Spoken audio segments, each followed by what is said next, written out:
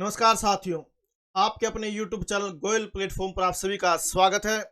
अगर आपने अभी तक हमारे चैनल को सब्सक्राइब नहीं किया, प्लीज सब्सक्राइब जरूर करें। करंट अफेयर की सीरीज को आगे बढ़ाते हुए आज के बहुत ही महत्वपूर्ण क्वेश्चन आज की वीडियो में आपके लिए मैं लेकर आया हूं, तो वीडियो को आप एंड तक जरूर देखें। तो वीडियो शुरू करते हैं। प्रधानमंत्री नरेंद्र मोदी ने शिरडी में 7500 करोड़ रुपए की विकास परियोजनाओं की आधारशिला रखी। तो नरेंद्र मोदी जी ने शिरडी में कितने करोड़ रुपए की विकास परियोजनाओं की आधारशिला रखी? 7500 करोड़ रुपए की। तो विस्तृत जानकारी देखते हैं।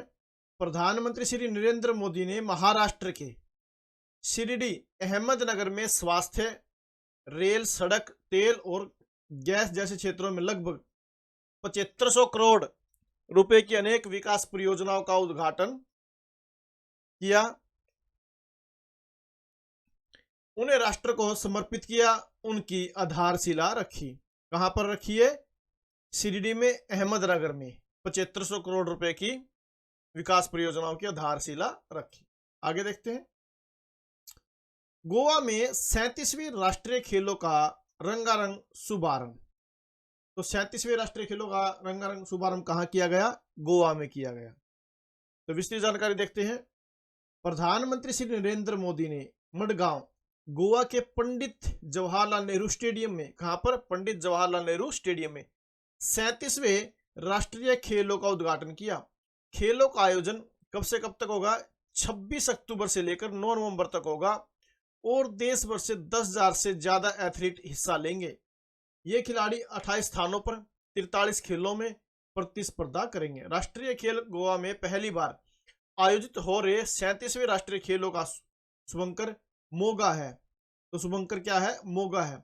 मोगा एक बाइसन है। मोगा क्या है? एक बाइसन है जो गोवा की विशिष्ट पहचान का प्रतिनिधित्व करता है। मोगा क्या है? एक बाइसन है जो गोवा की विशिष्ट पहचान का प्रतिनिधित्व करता है। तो 37वें राष्ट्रीय खेल कहां पर आयोजित किए जाएंगे? गोवा के अंदर किए जाएंगे। कब से कब तक चलेंगे वो? 26 अक्टूबर से लेकर 9 नवंबर तक वो चलेंगे। अयोध्या में राम मंदिर के प्राण प्रतिष्ठा कार्यक्रम में भाग लेने के लिए प्रधानमंत्री को आमंत्रित किया गया। तो विस्तृत जानकारी। प्रधानमंत्री नरेंद्र मोदी को आगामी 22 जनवरी को अयोध्या में राम मंदिर के प्राण प्रतिष्ठा कार्यक्रम में भाग लेने का औपचारिक निमंत्रण मिला। भी अयोध्या में राम मंदिर के प्राण प्रतिष्ठा कार्यक्रम का आयोजन कब होगा? 22 जनवरी को। श्री राम जन्मभूमि तीर्थ क्षेत्र ट्रस्ट के पदाधिकारियों ने नई दिल्ली में प्रधानमंत्री आवास पर उनसे मुलाकात कर उन्हें कार्यक्रम में शामिल होने का निमंत्रण दिया। एक सोशल मीडिया पोस्ट में श्री मोदी ने कहा कि इस ऐतिहासिक अवसर पर हिस्सा बनने का निमंत्रण पाकर वे स्वयं को सौभाग्यशाली महसूस कर रहे हैं। अगले वर्ष 22 जनवरी को मंदिर के गर्भगृह में भगवान श्री राम की मूर्ति की प्राण प्रतिष्ठा की जाएगी। तो मंदिर के गर्भगृह में भगवान श्री राम की मूर्ति की प्राण प्रतिष्ठा कब की जाएगी? 22 जनवरी को, 22 जनवरी 2024 को। आगे देखते हैं। आत्मनिर्भरता। पेट्रोलियम और प्राकृतिक गैस मंत्री। पेट्रोलियम और प्राकृतिक गैस मंत्री कौन है? मंत्री हरदीप सिंह पुरी ने देश को सौंपा भारत का पहला स्वदेशी रेफरेंस ईंधन। तो देश का पहला रेफरेंस ईंधन श्री मंत्री हरदीप सिंह पुरी ने देश को सौंपा। तो विस्तृत जानकारी के लिए आगे चलते हैं। पेट्रोलियम और प्राकृतिक गैस मंत्री हरदीप सिंह पुरी ने भारत के पहले स्वदेशी ईंधन की नई दिल्ली में शुरुआत की।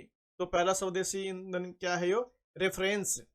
इस अवसर पर उन्होंने कहा कि यह ईंधन और ऊर्जा क्षेत्र में आत्मनिर्भरता की दिशा में महत्वपूर्ण कदम है। श्री पुरी ने यह भी कहा कि रेफरेंस ईंधन की शुरुआत करके भारत रेफरेंस ईंधन निर्माताओं के विशेष क्लब में शामिल हो गया है और यह अंतर्राष्ट्रीय मानकों के अनुरूप है। इंडियन ऑयल ने भारत में पहली बार रेफरेंस गैसोलीन और डीजल ईंधन का उत्पादन सफलतापूर्वक आरंभ किया है। इन ईंधनों का उपयोग ऑटोमोबाइल विनिर्माताओं और ICAT international centre for automotive technology तथा ARAI automotive research association of India जैसी जांच एजेंसियों द्वारा वाहन के अंशांकन और परीक्षण के लिए किया जाता है। इससे पहले भारत इस ईंधन का दूसरे देशों से विशेष रूप से आयात करता था। पहले क्या था, दूसरे देशों से ये मंगाई जाती थी, अब इसका क्या है, इंडिया के अंदर ही उत्पादन होना शुरू हो गया है।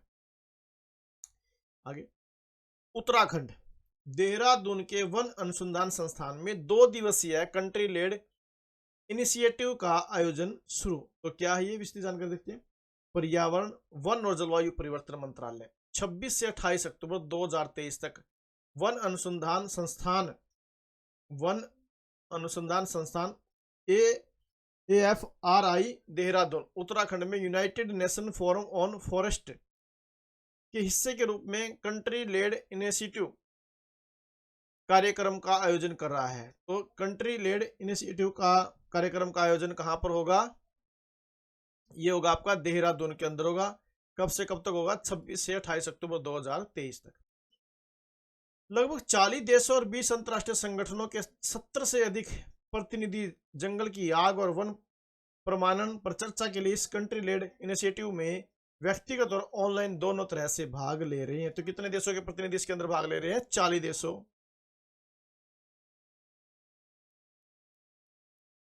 आगे प्रश्न है, 15 नवंबर से शुरू होगी क्या राष्ट्रव्यापी विकसित भारत संकल्प यात्रा। तो विकसित भारत संकल्प यात्रा कब से शुरू होगी, 15 नवंबर 2023 से। कहां से होगी ये, झारखंड के कुंटी जिले से शुरू होगी। तो कहां से होगी विकसित भारत संकल्प यात्रा, झारखंड के कुंटी जिले से। कब से शुरू होगी, 15 नवंबर 2023 से। विस्तृत जानकारी देखते हैं। केंद्र सरकार 15 नवंबर से राष्ट्रव्यापी जनसंपर्क जागरूकता अभियान विकसित भारत संकल्प यात्रा शुरू करने वाली है। प्रधानमंत्री नरेंद्र मोदी बिरसा मुंडा जयंती जनजाति गौरव दिवस के अवसर पर इसकी शुरुआत करेंगे। इसकी शुरुआत कब करेंगे, जनजाति गौरव दिवस के अवसर पर।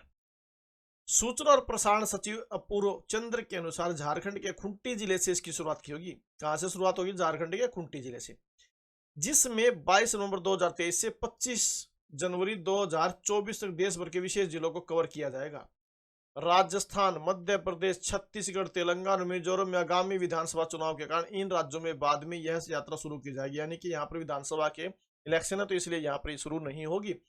2047 तक देश के एक विकसित देश का लक्ष्य प्राप्त करने के मद्देनजर लोगों में जागरूकता फैलाने और विकासात्मक तथा कल्याणकारी योजनाओं में जन भागीदारी सुनिश्चित करने के लिए विकसित भारत संकल्प यात्रा की ये योजना बनाई गई है।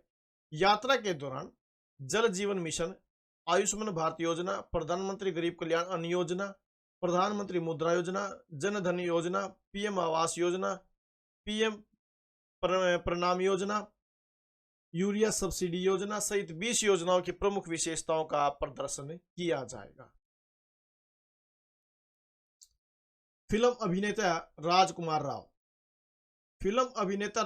राव को निर्वाचन आयोग का राष्ट्रीय आइकन बनाया गया है। तो निर्वाचन आयोग का राष्ट्रीय आइकन किसे बनाया गया है, फिल्म अभिनेता राजकुमार राव को।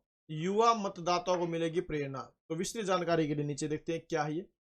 निर्वाचन आयोग मतदाता सूचियों को अपडेट करने के लिए एक अभियान शुरू कर रहा है।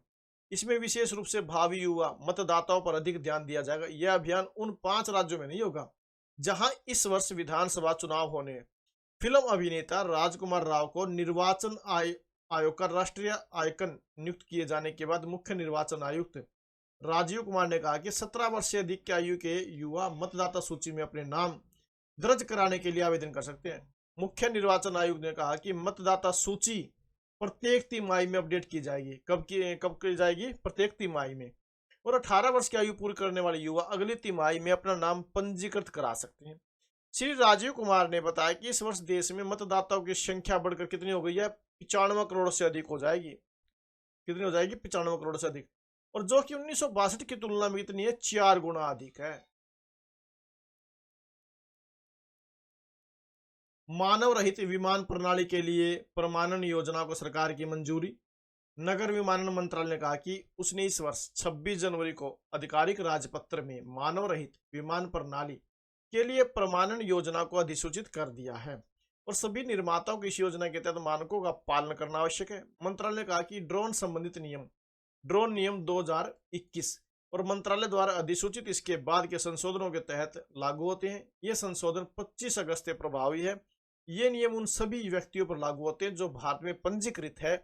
मंत्रालय ने बताया कि अब तक 32 यूएस मॉडलों का इस योजना के तहत प्रमाणित किया जा चुका है।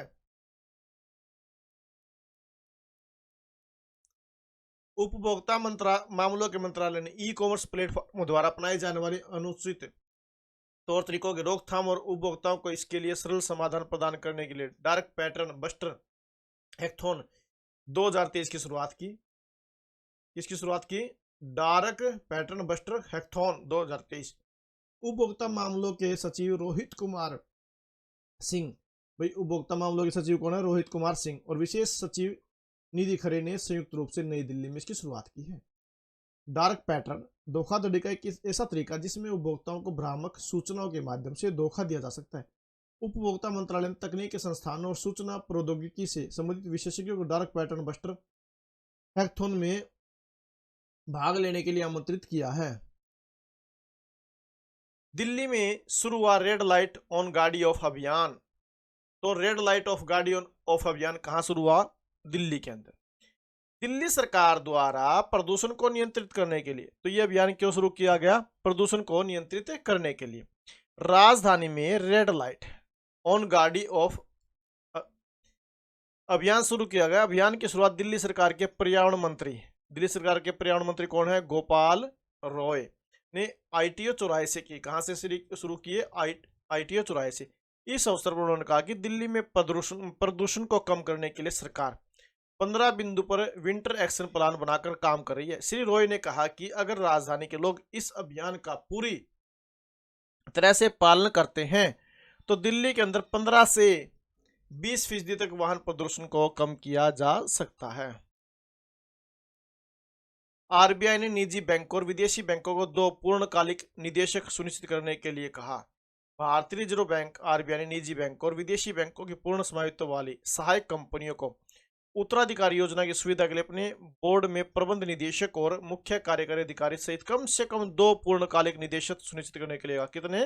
कम से कम 2 पूर्णकालिक निदेशक।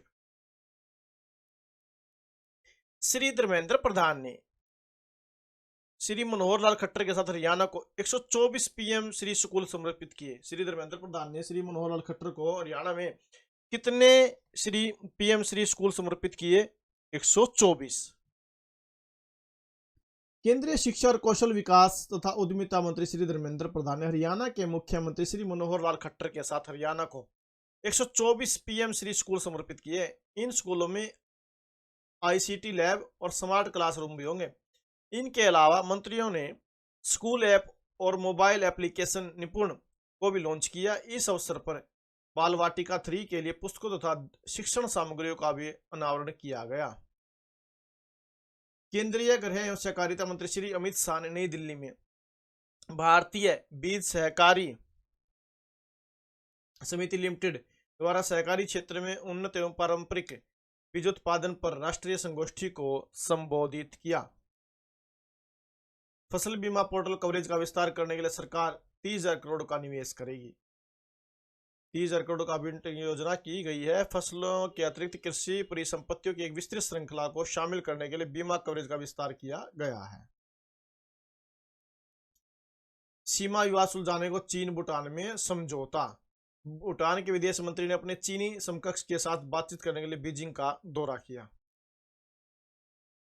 चेतन Bhagat edtech startup Henry Harvin education ने हाल ही में प्रशंसित लेखक और वक्ता चेतन भगत को अपना ब्रांड एम्बेसडर घोषित किया। यह साझेदारी भारत के युवाओं को सशक्त बनाने के लिए एक साझा दृष्टिकोण प्रतिबद्धता का प्रतिनिधित्व करती है।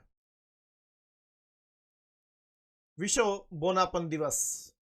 अंतर्राष्ट्रीय बोनापन जागरूकता दिवस प्रतिवर्ष 25 अक्टूबर को मनाया जाता है। अंतर्राष्ट्रीय बोनापन जागरूकता दिवस कब मनाया जाता है? प्रतिवर्ष 25 अक्टूबर को। इस दिन बोनेपन का कारण बनने वाले एक हड्डी विकास विकार कंड्रोप्लासिया के प्रति लोगों को जागरूक किया जाता है। सामाजिक न्याय और अधिकारिता मंत्रालय के तहत दिव्यांग जनों के सशक्तिकरण विभाग ने जागरूकता कार्यक्रम, साक्षात्कार सत्र, पोस्टर निर्माण, वेबिनार और पैनल चर्चा जैसे विभिन्न कार्यक्रमों का आयोजन करने से जुड़े संस्थानों के माध्यम से देश भर में 20 से अधिक संस्थानों पर विश्व बौनापन दिवस मनाया। तो ये आज के करंट अफेयर थे। अगर आपको वीडियो अच्छी लगी तो प्लीज आप वीडियो को लाइक जरूर करें और अधिक से अधिक शेयर करें और चैनल को सब्सक्राइब जरूर करें। Thank you very much.